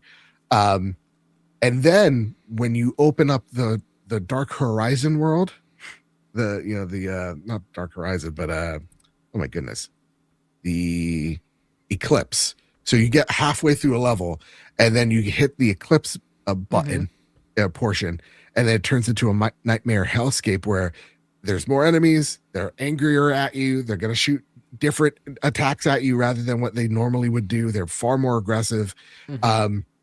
But also the rewards you get. You get really cool buffs that come with little debuffs as well. So you have to kind of make your choices. Hey, do I want my Arjun to be all about he's able to take damage? Do I want him to be about like, one of it could be like each kill gets him health. But if I stand still while firing, I do less damage. Or I can do way more damage, but if I get hit once, my gun jams. Stuff like that. Okay, keep cool. it interesting. I like that. Yeah. I don't want you to go too much into it because I would like to experience it for myself, and I want people who haven't played yet to experience for themselves. So I will just ask you this question. Yeah. How is Rahul in this game? The performance great? Right. I don't want to get into the story too much. The story's different. I'm gonna come out on a limb. So far right now, I like Celine more. Okay. Celine had more depth. I think there's Celine's about the descent, right? Yeah. I don't know what Arjun's about right now. Okay. I think theirs is about despair. And I don't know. There's something about the descent that I find more appealing. Totally. But yeah, I would say though, Raul's design I dig so much more, dude. Oh yeah. He's so awesome. Sure. The performances, by the likes of like Jane Perry, hopefully we have her on the show in the next few weeks. Phenomenal. They're great. But yeah, and it also, this game is very much like it's about the gameplay. Like the story's there and it's great. The one thing I love about Saros' story is, for me, it's very alien coded. It's very Wayland Yutani coded immediately. And those vibes I really dig. So I'm interested to see where the story goes. I cannot stop playing this game. It is Housemarque at its peak powers. I just love this studio so much. And this game is, I mean, come on, man. It's game of the year caliber for me right now. Hell yeah. I know you probably already talked about it, but I'm not gonna lie, I zoned out. All right. And Stefano reminded me in the chat. DualSense still top tier in how it feels. The guns feel fantastic. Do they feel fantastic? 100%. This is I've heard people like they have some qualms if you're on the Pro controller. Okay. Don't play it with don't mess around with the triggers, leave them quote unquote normal. And then I mean, so good, dude. You'll get still the quirky noises, the chirps, the feeling of the rain, the guns, the different abilities have different effects. Like, dude, Saros is so good. Why are we gotta go play it. Absolutely adoring my time. Please, this is one of those smaller games that we talk about PlayStation makes, right? This is not a game that's supposed to be your Uncharted and sell 9 million, but please make this like their Uncharted and sell 9 million. I would love to see the steady growth from this the studio as they get better and better at it. Because truly, if we had a review on the YouTube channel where we talked to David Burdett over at Gaming Trend, and he said it's like, listen, they're kind of defining their own genre right now. This is kind of like he says it Dark Souls to Elden Ring moment. To me, I feel like this is and this is a compliment, the Dark Souls 1 to Dark Souls 2 moment, where it's like they're truly finding their footing here, but it really beat Dark Souls 3. Like they're making a big step forward into the studio that I think they're going to be very special one day. And this game is just so good. Amazing. Yeah. K Rock writes, Joe, your splinted finger made me think you were smoking a cigar while doing the show. Yeah, I sprained my middle finger, Kyle. You want to know how? Playing Saros. No, it's a mystery to me. I just woke up like this. While I was driving down, driving up from North Carolina, my middle finger, while like just holding the steering wheel, I bent it and it just started hurting. I was like, how? What the hell? And then it went away. And then the day after I quit my job and I went on my vacation, we'll call it. Mm-hmm. It just was in immense pain. So now that I have the new job, they're like, hey, write your name on everything. And it's like, I can't, dude. It's my middle finger. It hurts so bad. K-Rock, you're 100% right. Getting old, my friend. I don't know. I don't know why this made me think of it, but I've always, I always wanted to ask people this because I feel like it might just be a me thing, and I want to make sure I'm not crazy. When you're falling asleep, right, you're just at the point where you're out. Yeah. Are your hands flat? Or are your hands like curved? Like I've noticed when I sleep, sometimes my hands are curved and I wake up like, why are my wrists and hands hurting so much? So I consciously have to be like, all right, my hands are flat. I gotta. Jeannie loves writes in the chat where you're sleeping on that side. Goes along with it. I wasn't. Yeah. That's what I thought too, Jeannie. That's what I thought too. Break it down. But also shout out Highlanders Grim writes in the chat. Just pre-ordered Saros on Amazon, arriving tomorrow. Let's go. Oh yes, let's go, dude. Let's go. But yeah, I don't know. Okay. I appreciate everyone in chat giving me where their hands usually are under the pillow. Okay. I might just be a weird one, and my hands are just kind of like curved when I'm laying there. I don't know. You know what? I'll report back to you. Sure. Usually they're all over Luke's mom, but I think I just lay him down on my side. Like I lay him down on my back, like, and then I wake up like that. Like, you know what I mean? Like it's just like I'm mummified. But then K-Rock says, I pulled my back getting out of bed. Yeah. There are some times I'm sleeping on the pillow and like, my head's laying down on it, and like, I humble brag. I get it. I'm a man of wealth, but I own 2 pillows, and they're in a certain way where, like, I'm laying down. I'm like, I'm gonna have a bad neck tomorrow. Sure. Yeah. But I can't fix this, or else it'll wake me up. Yeah. It's brutal. That said, Kyle Stevenson, I want to know what you've been playing, Beretta. So I'm further into Hades 2. I'm getting real close to finally like finishing a singular run. What a game. What a game. I can't sing its praises high enough.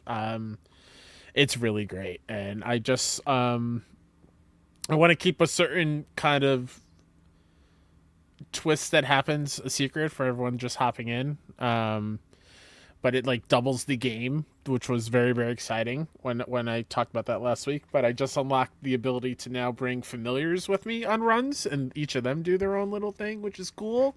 So I'm experimenting with different familiars there. I am digging it. I'm making sure I get all my ambrosia so I can give everyone gifts, so I can unlock the prophecy stuff and get as many bones to buy things and upgrade the arcana. There's so much to the game. It's so good. But then outside of that, I am also playing a lot of that good old Vampire Crawlers.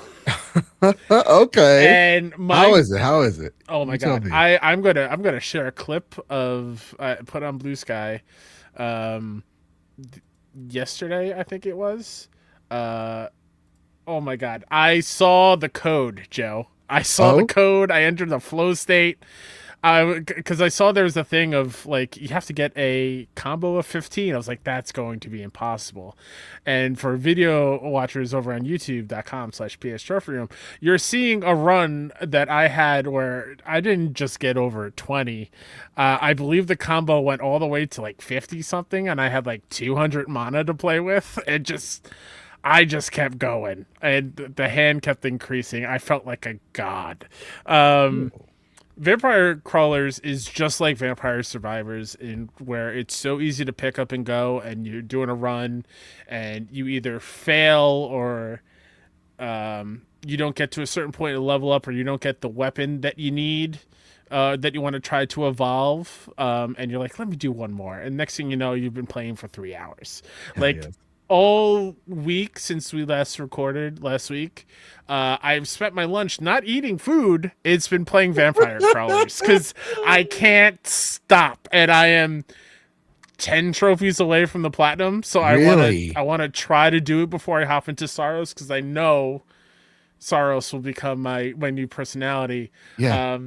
Oh, it But is. it's a really cool thing here too, where if you notice again on the video where I keep using the same card over and over again, Yeah. it becomes cracked. Like the glass on it becomes cracked. It happens like that ham wild card right there. It's cracking a little bit because I'm using it too much in this combo. Eventually, if you crack it enough, the Reaper will come in and kill you, because they're like, hey, that's enough. So you have to like manage how many times you use a certain card. The different characters all feel great. I unlocked my boy Mortasio, the skeleton dude, who has a base card that counts for 0 mana, and it's just throwing a bone, and it hops around between the enemies and does a decent amount of damage. And the comboing in numerical order is great. Mm. There's enemy cards that they'll throw at you that will randomize the numbers, so some of them will go into the negatives, which is like basically giving you mana to play more cards with. Okay. It's so deep. It's incredible. It's got the Vampire Survivors formula big time. Please, please, please check it out if you're into card-based deck building games and dungeon crawlers, and it's very good. I can't speak high enough about it. Genie in chat says you can get the platinum in 20 hours. I'm right around the 20-hour mark myself. Oh, really? So I'm pretty close, and it's really not that hard. You just got to make sure you're using different characters and trying to evolve the weapons just like you did in Survivors. Okay. And Hita as well. Yeah. She said, Joe, so I'm not going to play a marathon with you, bro. I'm It's going to so play good. Vampire Crawlers. Last game I'd like to shout out. We got a code for this game. So shout out to the folks at Double Fine here. Kilm. Talk about a game I accidentally sunk 15 hours into over my week off. Whoa. Cool. Dude, this game's so much fun. It's listen. Is it the best now? Does it have some problems? Yes. It has some got server that Double problems. Fine charm, though. But it has that Double Fine charm, dude. They understand the party game. The only true like thing I don't like is that there's no private mode. I think this game would shine if you were at a party and you're like, hey, let's LAN party, or like let's have a private session so that one team's in one room, we're in the other room, we're just goofing off, because this is very much Let's ghost the dual sense and do the pottery scene from Ghost, but with the controllers. 100%. Yeah. But like here, it's pretty much think about it like as a brawler MOBA, where you have, instead of it being 3 lanes and a jungle in between them, it's just 1 lane. You're trying to collect water, smash other pots. The combat's incredibly simple. It's literally the square button, jump as well. You can have a jump attack, and then you the more damage you do, you get like an ultimate ability that if you aim right, you're gonna smash a good couple of pots. Gang, it has that one more game like quality to it, where it's just like, yeah, I know, I got it. It's like, but the matches are like 6 minutes long, if that. It's really more like 3 minutes, 4 minutes. So it's really like drop in, drop out, play a few rounds, have fun, and kind of get lost in it. I have enjoyed this game far more than I would care to admit. And it's just, yeah, I mean, even the pottery is so simple to create your own pot. And like, there's different quote unquote classes that you can craft as you're molding your pot. So like you can have, the small pots are all going to be faster, but they're not going to carry as much water to go throw into the enemy kiln and destroy the kiln. That's the premise of the game. But like, you're able to move around and be sneaky and go into holes on the map to traverse around and flank, and then maybe pour into the kiln and dip in, dip out, and all that stuff. You could be a big giant jug that carries a lot of water, but you're very slow. You're not as nimble and all that stuff. So like, you're gonna crack easier because you could carry more water. Or you could be a big giant vase that doesn't hold a lot of water, but you're meant to be the defense player that you could spawn an AoE on the ground that poisons your foes or slows them down. You can literally create a character that literally just slows down time if you're caught in an orb. Or you can like be like me, where your ultimate ability is you just have a giant mace and you just bash on people. Ton of fun. You know, is this supposed to be the game that takes on the likes of Fortnite? No, but it's a really fun time, and we need more little weird games like this. Yeah. Again, put in a private mode, please, for the love of God, and also fix the trophy. One of the things is it has the Splatoon element of like, if you crack and you get broken, you could spawn in with the same vase or pick another one from your collection, right? Your top shelf, they call it. And then you're able to drop in. One of the achievements is dropping in and destroying an enemy pot at your base 50 times. Whew. Okay. And when you jump in like that, it's under such a special condition where it really should be like 1 or 2 times. Yeah. It's, I've done it. I've played 15 hours. I've done it 15 times. Like, it's really difficult, and it's very annoying. So other than having one trophy that I don't like, and some server issues and weird lag and not being as in depth, it's still a really fun time. Just add in a private game mode so I can play it with my friends, and I think we have something here. That's cool. Good time. Support weird ideas, you know? Yes, please do. Please. You know, we complain a lot. Oh, games aren't like, you know, they're so no, they're all the same. Well, guess what? We just talked about a few that are very different. Get ready for our next segment, because next week is awesome. You sure? I'm positive. Because I promised myself I'm only buying Saros and James Bond. Whoa, really? Yeah. That's it? That's it. Okay. Again, Summer Game Fest. We're saving up every nickel and dime. Put in the chat. Help us get there. That's we got fair. the Ko-fi link. We got the Patreon link. Please, I'm so scared. I can't buy nothing. Yeah. I'm all out. Right now, I think we could maybe have one night in a hotel, but maybe we'll just sleep on the streets, I guess. I mean, it's California. They got a tent city. We can. That's fair.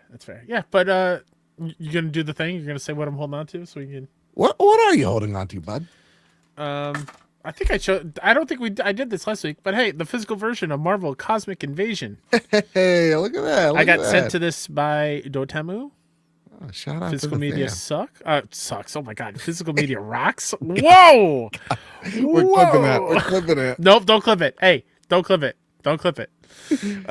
Digital media sucks. Physical is the way. But yeah, that's what I'm holding on to. Oh yes. I'm holding on to my Fantastic Four movie cup. Nice. Excited. Prepare the drop. Here are the latest deals and deals coming to the PlayStation storefront. So, if you believe it or not, next week is May already. It's gonna be May. Crazy. My birthday's coming up soon in 2 weeks. So, shout out to me. Shout out. But next week on May 5th is a big indie day. We've got Wax Heads, which I can't wait for. A little slice of life. You run a record shop. It looks awesome. And Motor Slice. Are you familiar with Motor Slice, Joe? Never in my life. Oh. Motor Slice Genie's hype for it, though. Yeah, Motor Slice is inspired by, this comes from the page, inspired by Prince of Persia, Mirror's Edge, and Shadow of the Colossus. Traverse brutalist landscapes in this slice of life action adventure game. Parkour through a brutalist post-apocalyptic world with smooth gameplay and engage in seamless combat encounters.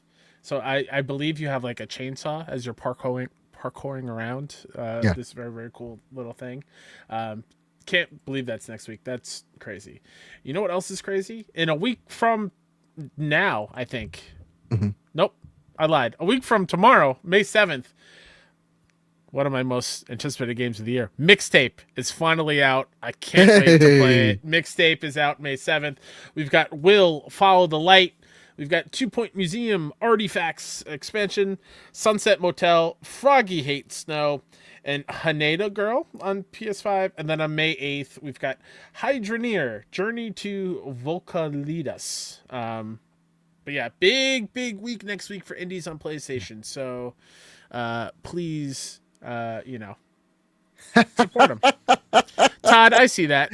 Todd with the $2 coming in going, no more singing, Kyle. Well, that says no more signing, so I won't sign. Singing, I'll do it, though. You're right. Yeah, actually, he's going to sing more. Watch, he says Appreciate another $2 it, just, appreciate it. just Listen, with an it was the wheel spin. I didn't want to sing, but hey, I had to. Okay. Fair enough. Hey, listen, before we get, or actually, I think this is fitting. We put it into the last segment, sadly, but our favorite segment. It's time for the Sony Pony Express. Yeehaw! That's right. Come on. Yeehaw! We got Well, two. If I may, before we get into that, Yeah. so listen, money's been pretty tight on my end. And I was looking to get rid of some things. Bills coming up again. As you have all that stuff. So I needed to sell my Steam Deck, and I've been looking for a buyer for a few weeks. Mm-hmm. And there's always a part of me that feels guilty because you could sell a Steam Deck right now and make quite a mint off of it. And I had the OLED Steam Deck, the 512, right? Mm-hmm. So I was like, I could put this for about 800, 900, whatever, and I can get a shilling or two, I feel, right?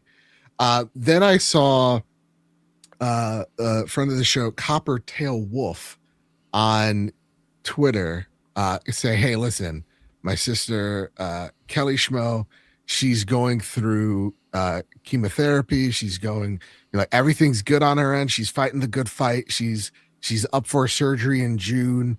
And what we're trying to do is we're just trying to have a fund for her to, get some things that she doesn't need, so don't feel pressure to, but she would like as she recovers from this surgery, right? And from the cancer and all that jazz.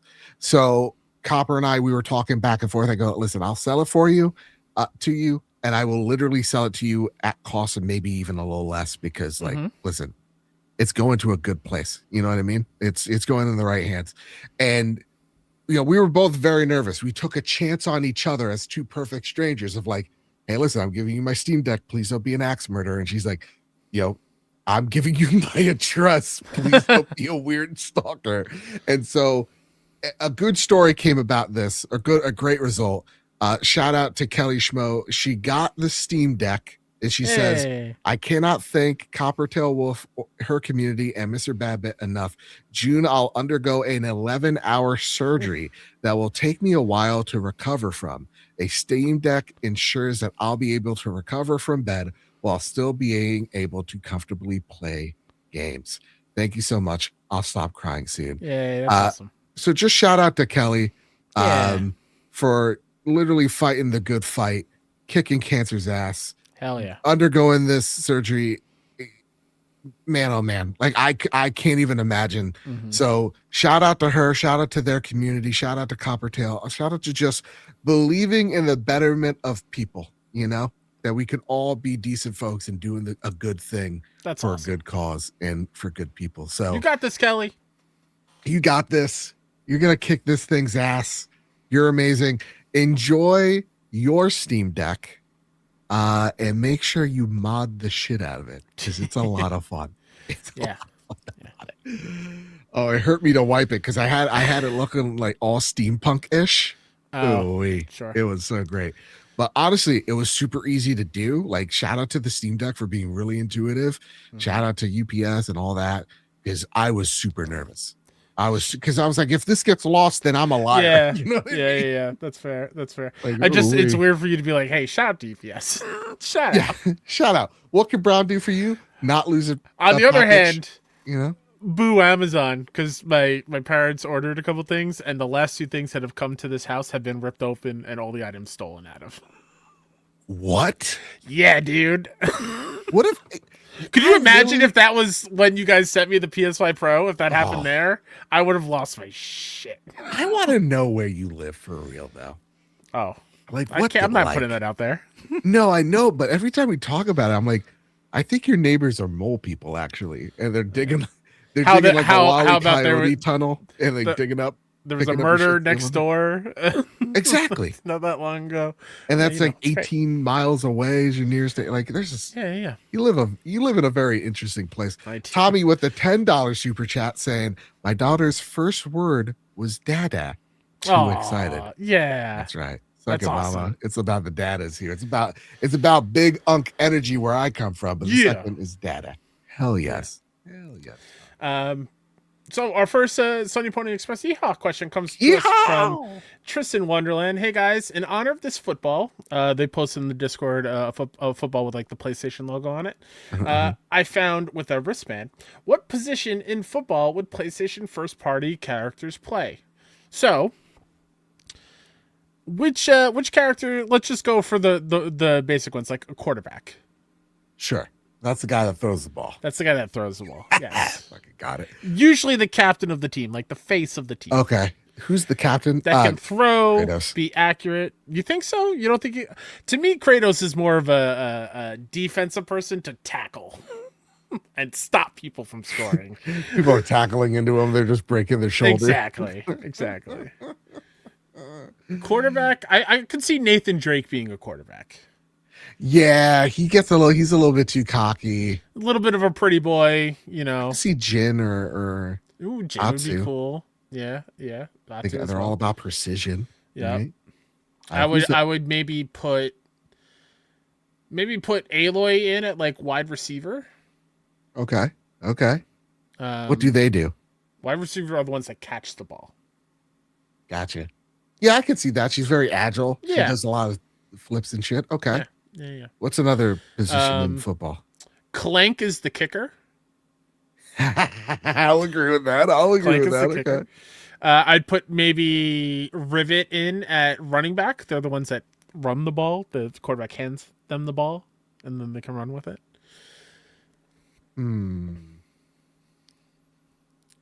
You're not liking that. No, because I'm thinking of like what's a really fast thing, like a wipeout car. The wipeout car in there. Sure, I guess in this universe, I guess we could put cars on the football field. Yeah, 100%. It lowers down the space window as it catches it. Yeah. Sackboy is the football. Probably. Yeah, like that. Sully's the coach. I can see with the goofy headphones on. Yeah. Yep. I'm trying to think where Ellie would play. Abby, I think, would be probably on the defensive side, like a linebacker, kind of control the fields. Sure. Definitely a leader. Ellie, I think, as well, would probably be on the defensive side of things, maybe cornerback. They're the ones that go up against the wide receivers on the defensive side to stop them from getting the ball, because I think you just exactly just shiv them and then they're done. the ref blows the whistle. No bricks on field.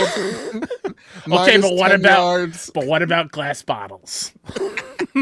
No glass bottles either. Yeah. This is a regulation sport. Yeah. Oh, safety, absolutely. Yeah, safeties play further back. Last line of defense. Jeannie says Abby could be a QB. I could see that as well. Yeah. Is there another position? I mean, there's offensive line, but we don't like Knack would just be the offensive lineman. Yeah, they're the ones that protect the QB. They're just big guys, just there. Well, then that would have to be Kratos. Maybe. Yeah. Atreus as well would be like a very smaller wide receiver, somebody that can kind of like is really fast, kind of thing. I'm standing by Evan. Clank is the kicker. I think there's no better kicker than Clank. Boy, better make this kick. And then our final question, more of a statement, but I want to get this in here because we alluded to Jeannie saying it earlier. But Jeannie writes in, "Hello, gang. Not really a question, but more of a statement. One of Dawnwalker has me concerned for the lack of women-led games. Why?" I don't know if there was a lack of them. I just think it's the upcoming releases lack a woman as the lead, but I much prefer to have, you know, the choice of a player character and play as you will. Yeah. But I think in the future, like we're getting I'm blanking on her name, but Intergalactic lead is female led. Right. What's it? The one with oh my god, she did the voice of Shadowheart. Why am I blanking? Oh, Jennifer English. Tides of Annihilation. Tides of Annihilation. I mean, we got the chick from in GTA. Sure. Lucia, or yeah, right. So we're getting some. We're getting some still. Yeah. Oh yeah, Beast of Reincarnation is another one. Yeah. Karen came out. Karen. Oh, please play Karen, everybody. Please play Karen. So good. It's so good, dude. It's so good. But truly, like none of like the like I know what you mean. Like the big ones. Yeah. Right. Yeah. Yeah. I think the Kana. Kina. That's right. Fable as well. Well, you could pick the, but like that's been the lady, and you saw the sexist losers get mad at that. So I think there's so. I mean, even like Grace Ashcroft in Resident Evil, Diana in Pragmata. I love her. So there's still a few out there. There's still a few out there. But don't let the weirdos try to tell you that the tides are a turning. You know what I mean? Nah, I think we're still getting some. Jeannie says in chat, should have specified in the medieval fantasy vampire space. I get that. That's fair enough. That's fair. Yeah, no, I like with Blood of the Dawnwalker, I don't see why you couldn't.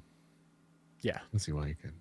Yeah. But also, shout out to Kilm. The thing that I referenced earlier, the voice actress that plays V is also the main voice in Kilm. Oh, that's cool. Yeah, I didn't realize. Maybe that's just me being ignorant. I didn't think there would be voice acting in Kilm, but I guess you kind of have to. Yeah, there's pretty much two voices in that game. She's like the announcer. She's pretty much like Judd from Splatoon. Cool. And then you have this one potty. His name's Potty, and he's one pot that you get. No. This is great. It's that you get to smash every time you're in the hub or every day in the hub. There's an achievement or a trophy that's like, hey, smash him 25 times and you get the trophy. So it's just like log in for 25 days, smash him. And the thing with him is like, he loves being smashed, and he's like a nihilistic pot. So when you hit him, he's like, yeah, Carter, you got this. Really wail on me. Oh, and that's great. This one that he's like, hi. He says something along the lines of, hi, I'm a pot like you. I have feelings just like you. Happiness, joy, love. I don't feel that one. It's great. It's great. Oh, that's so good. Yeah. Oh, goodness gracious. Well, gang, listen, that's the trophy room this week. Before we go, of course, I want to thank everybody in the live chat. Y'all were very lively. Shout out to the one troll who couldn't hold his own. Come on, you fools. Thank you for everybody that gave in super chats, that were in the chat, giving you your thoughts and all that stuff and your questions as well. Could not do this without you. That was just me vamping because I accidentally hit out of the notes and now back in the notes. I want to spotlight our patrons over at patreon.com/PS Trophy Room. The reason why we look so good, we sound so great, is because of your generosity over at patreon.com/PS Trophy Room. I know I've been a broken record, but your patronage really does help, especially on our journey to SGF. We are so close to getting Kyle to dye his beard, and then for us to get wacky matching tattoos of the Astrobot giving us the finger, all that good stuff. I want to thank our newest member, Corey Greer, at the silver tier.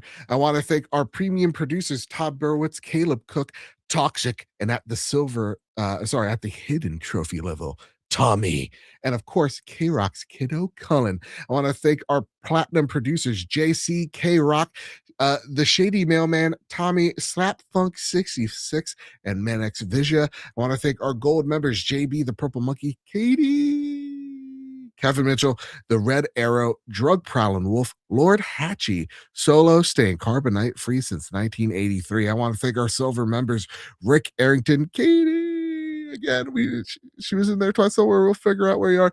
The good sir Kevin Diaz, Astronaut Jr., The Jester, Sean McKenzie, Suddy, Steph Mildener, Jace Karate, Battered Haddock, Social Savant, and Lord Dialot. So thank you all so very much. This is not Kara. It's a Kyrate. Sorry, Jace Kyrate. Karate. Shout out Johnny Karate from Parks and Rec. My word, I'm sorry, my friend. So sorry. That said, it's your generosity that gets us to SGF, make our dreams possible, all that fun stuff. I want to thank everybody in the chat. Y'all are amazing. Thank you all so much. If you like what you heard, please hit like, share, subscribe. Also, if you don't have any money your way, don't worry. Please, again, like, share, subscribe, helps us out. But also, rating the show 5 stars on Spotify, on Apple Podcasts really does help the show grow. Kyle, any closing thoughts before we head on out of here? Did you shout out the YouTube members? You want me to do that? Oh, and shout out to YouTube members, please. Jonathan Kelly, Nisa Howard, The Kush Completionist, Mr. Light, Freight Conductor, Shribbles Bits, Tommy, Jeannie Love, Stefano, B415, NES Encyclopedia, Connor Ewing, 1575, and Reese. Become green in chat. Get a little trophy next to your name. And soon, thanks to some of y'all's generosity, some emotes in chat. Yes, hell yes. When we come back for Summer Game Fest, we're gonna make those dreams possible. I gotta reach out to everybody that donated at the at the $50 and up tier. So get your chance to be heard out there. I'll be messaging y'all shortly. With all that said, with all that out of the way, everybody, keep your wits about you, keep hunting, and keep playing PlayStation. Bye, love you.